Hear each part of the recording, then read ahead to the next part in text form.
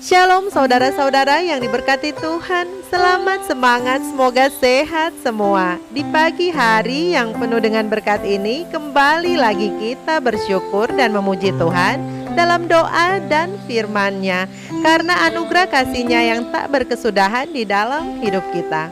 Sebelum saya melanjutkan, saya ucapkan terima kasih buat pemirsa yang sudah mendukung channel kami dengan cara like, share, dan komen. Semoga video-video yang kami tayangkan bermanfaat dan menjadi berkat bagi pemirsa sekalian. Dan bagi pemirsa yang baru bergabung, kami ucapkan terima kasih banyak sudah memilih channel kami.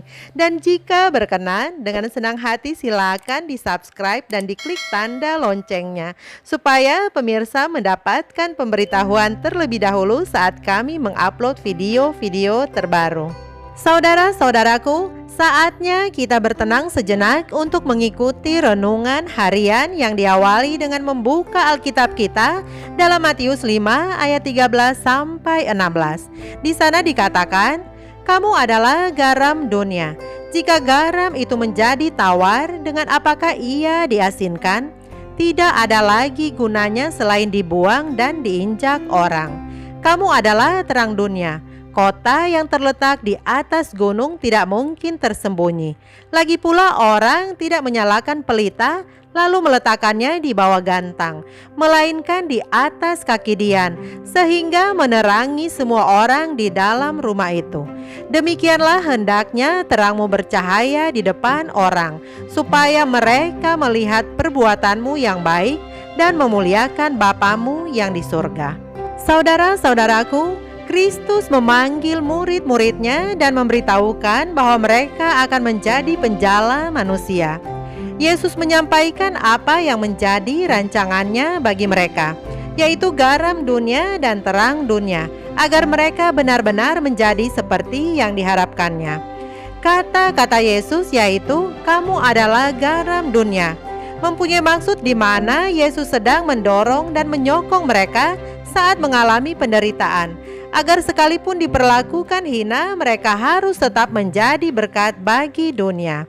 Sebagaimana para nabi yang ada sebelum mereka adalah garam bagi tanah Kanaan, para rasul adalah garam bagi seluruh bumi, sebab mereka harus pergi ke seluruh dunia untuk memberitakan Injil.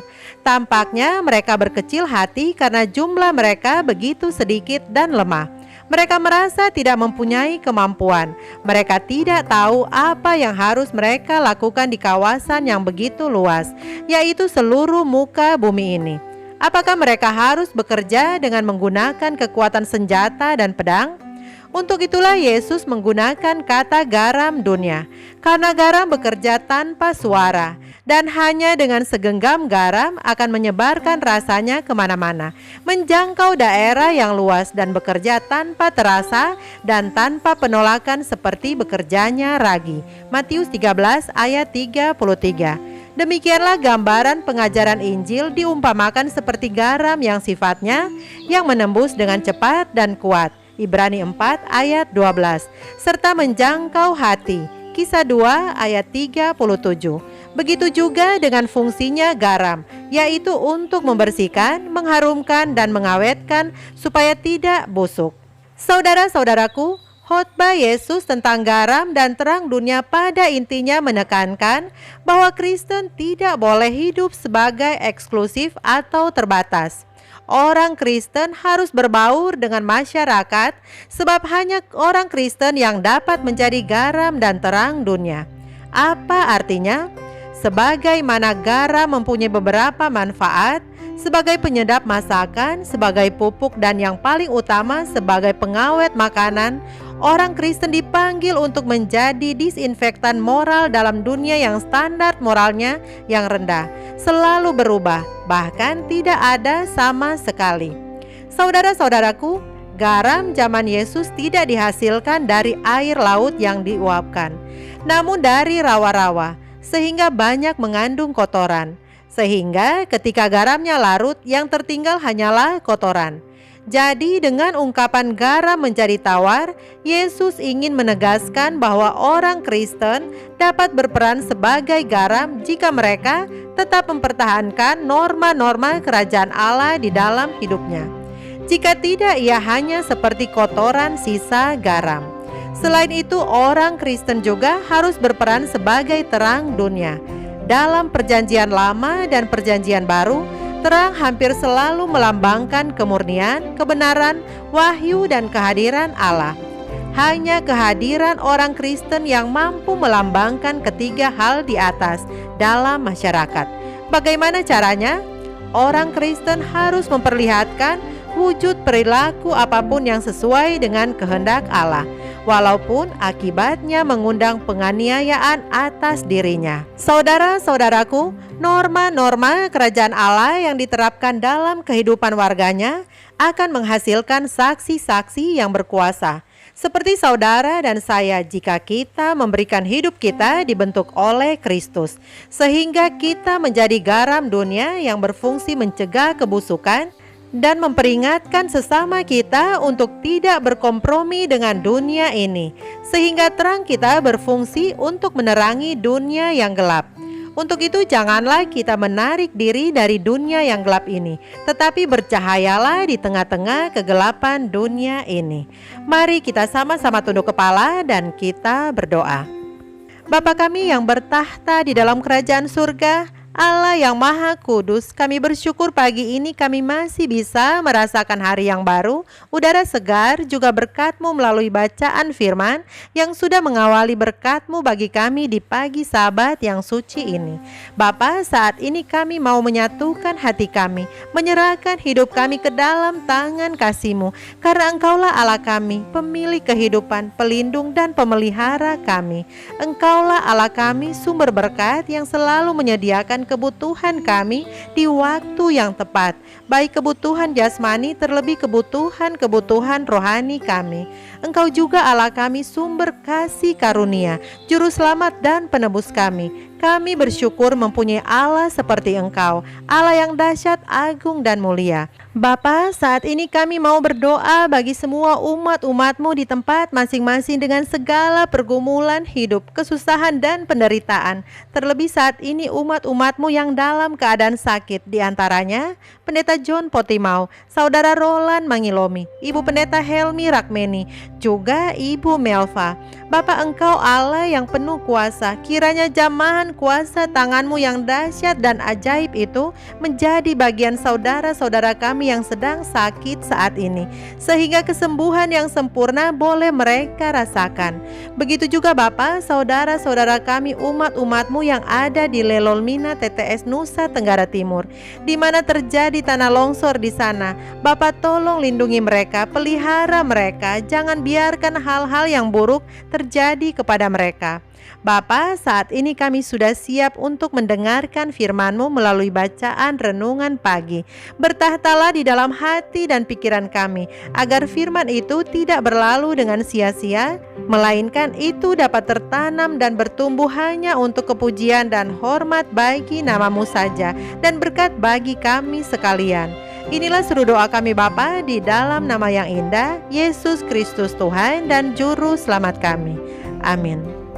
Renungan pagi kita hari ini Sabtu 6 Maret 2021. Judulnya, kita belajar mengucapkan bahasa Kanaan. Ayat intinya terdapat di dalam Ulangan 32 ayat 2. Mudah-mudahan pengajaranku menitik laksana hujan, perkataanku menetes laksana embun. Laksana hujan renai ke atas tunas muda, dan laksana dirus hujan ke atas tumbuh-tumbuhan. Saudara-saudara yang diberkati Tuhan, kita harus menjadi saksi bagi Kristus. Dan demikianlah kita jadinya jika kita bertumbuh setiap hari kepada kedewasaan yang penuh dalam Kristus. Hak istimewa kitalah untuk bertumbuh makin lama semakin seperti Dia setiap hari. Kemudian kita akan memperoleh kuasa untuk mengucapkan kasih kita bagi Dia dalam pembicaraan yang lebih tinggi dan lebih suci. Dan pikiran kita akan bertambah besar dan bertambah dalam. Dan pertimbangan kita menjadi lebih sehat dan dapat dipercaya. Sedang kesaksian kita akan memperoleh lebih banyak hidup dan jaminan. Kita sekali-kali tidak boleh mempertumbuhkan bahasa duniawi dan menjadi begitu biasa dengan percakapan manusia, sehingga bahasa Kanaan akan menjadi baru dan tidak biasa kepada kita. Kita harus belajar dalam sekolah Kristus. Namun ternyata bahwa banyak orang yang merasa puas dengan pengalaman yang sangat terbatas dalam perkara-perkara rohani, karena mereka menyatakan hanya sedikit pengetahuan tentang perkara-perkara rohani dalam doa dan kesaksian-kesaksian mereka.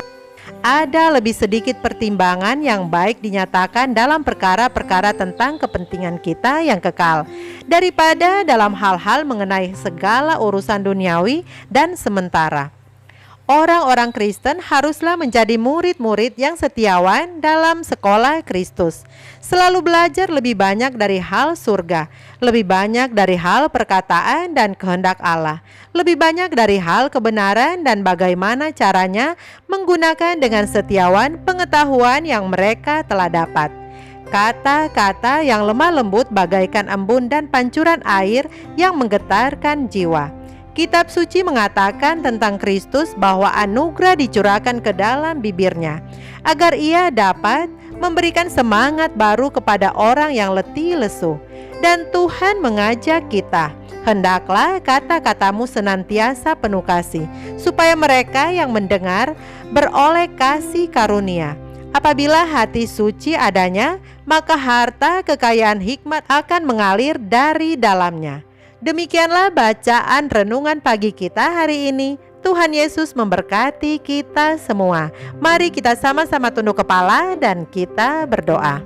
Bapa di surga, kembali kami datang bersyukur kepadamu untuk nasihat-Mu bagi kami melalui bacaan renungan pagi yang sudah kami dengarkan bersama, yang menyatakan bahwa kami harus belajar dalam sekolah Kristus, sehingga kami memperoleh kuasa untuk dapat berbicara, berpikir, dan bertindak. Tolong kami Bapa, agar kami boleh menjadi murid-murid yang setiawan di sekolah Kristus, sehingga kami senantiasa mengeluarkan kata-kata yang lembut bagaikan embun dan pancuran air yang menggetarkan jiwa. Tolong kami Bapa, agar kami lebih banyak lagi di dalam berdoa dan bersaksi tentang Engkau. Bapa, berkaryalah dan bentuklah kami sesuai dengan kehendak-Mu saja. Inilah seru doa kami Bapa, di dalam nama yang indah, Yesus Kristus Tuhan dan Juru Selamat kami. Amin.